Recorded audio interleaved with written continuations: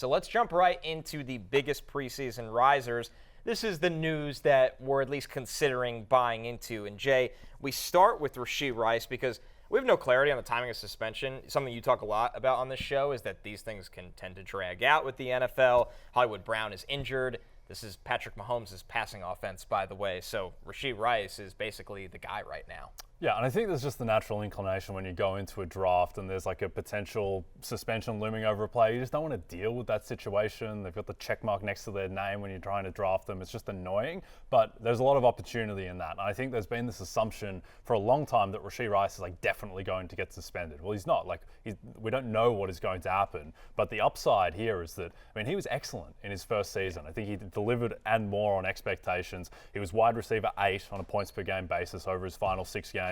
Really seemed to establish that rapport with Mahomes. Mahomes trusted him in the playoffs as well. And so there are worlds where now Rashee Rice, he's going to be wide receiver 1 for Patrick Mahomes. And is that going to look like, Tirico a few years ago? Perhaps not. But it's going to look better, I think, than the version of Rice that we saw last year for sure. Right, if it's 70% of what we saw with Tyreek Hill, that's amazing for fantasy value. And Denny, to the stretch Jay's talking about from weeks 12 to 18, this is a guy that had over a 27% target share, obviously in an offense that we all want a piece of. So it helps you buy into Rashee Rice even more, right?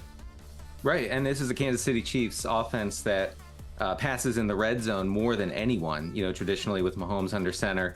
So lots of opportunities for touchdown receptions. Obviously, we've seen that with Travis Kelce. We've seen that with Jerick McKinnon and other running backs catching passes from Mahomes. I think we can see that from a wide receiver like Rashee Rice, who has the kind of size and the kind of profile who can succeed inside the 20 and especially inside the 10. I also think the Marquise Brown injury plays into this. I think that, Rashee Rice, the suspension issue, his off-season issues, I think that's going to suppress his ADP to the point where he is a clear value, no matter how you're building your roster, whether you're taking receivers early or in the middle or late or whatever. I think you need to focus on where Rice is going because he has every chance to be a wide receiver 2 in fantasy.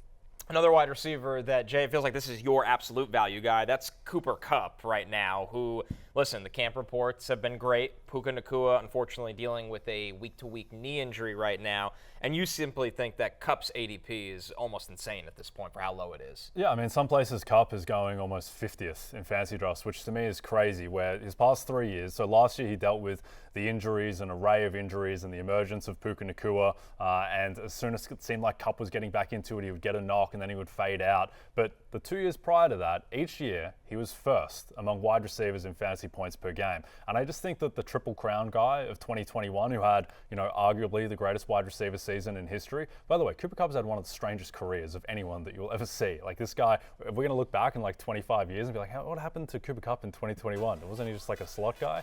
But I just think that guy from that season, we can't rule out that he is completely gone. Now, I'm not expecting 1,900 receiving yards and 16 touchdowns, but there is this idea, I think, that Kupp is definitely on the other side. And I just think there's upside here, and people focus on his age. He's 9 months older than Tyreek Hill, and everyone's fine taking Tyreek Hill as a top 1, top 2 wide receiver. I just think it's gone a little bit too far on Kupp. Everything out of camp, like you said, Connor, has been very positive. Jeremy Fowler reported that Kupp is the wide receiver 1 at Rams camp, not Puka Nacua.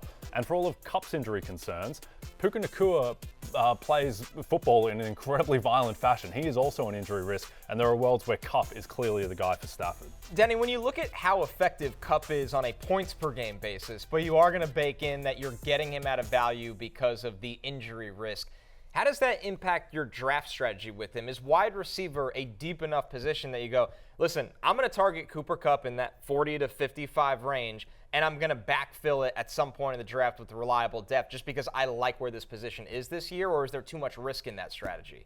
I like where your head is at, Connor, on that. I think that Kupp can be a top 12 receiver in fantasy conservatively if he stays healthy. And that is, of course, the issue. On the Roto World Football Show, Pat Daugherty and I talked to a Rams beat writer a couple weeks ago who really couldn't say who was the 1A and who was the 1B between Kupp and Puka Nacua.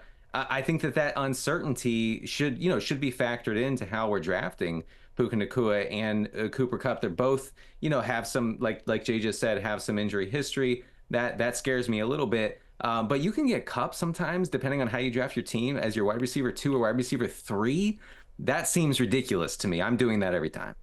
Yeah, I think the thing too with Kupp is that even if he is 31, like he's not a guy who depends on elite athleticism. He's just, and as someone who lost a lot of money going against Cooper Kupp in 2021, which is a lot of tape on Cooper Kupp, and just the way that he gets open, the way that he blocks, the way that he understands the gaps and the spaces. He's kind of like the Travis Kelce tight endish elements to his game at wide receiver, where I just think that this guy, if he gets more receptions down the field, and that's what really hurt him last year, he wasn't getting the deep ball threats as much, whereas that was a part of his game in 2021. I just think the sky's the limit. And just the idea that Tirico can be wide receiver 1 and Kupp can be wide receiver 22, like Kupp's outperformed him on a per game basis 2 of the past 3 years, and they're basically the same age. Like, yeah, I would take Tyreek over Kupp, but that gap is just way too big for Hey, it's Matthew Berry from NBCSports.com and RotoWorld.com, and I want to thank you so much for watching whatever it is you just watched, or if nothing else, being too lazy to click out of the autoplay after this video started, after whatever it is you actually wanted to watch finished. But now that you're here, I'd like to take a moment here to ask you respectfully now, okay? I'm asking you respectfully to subscribe to the NFL on NBC YouTube channel. You'll get the latest RotoWorld fantasy news headlines, all sorts of great shows, including my own Fantasy Football Happy Hour. So go subscribe now. Again, I'm asking respectfully.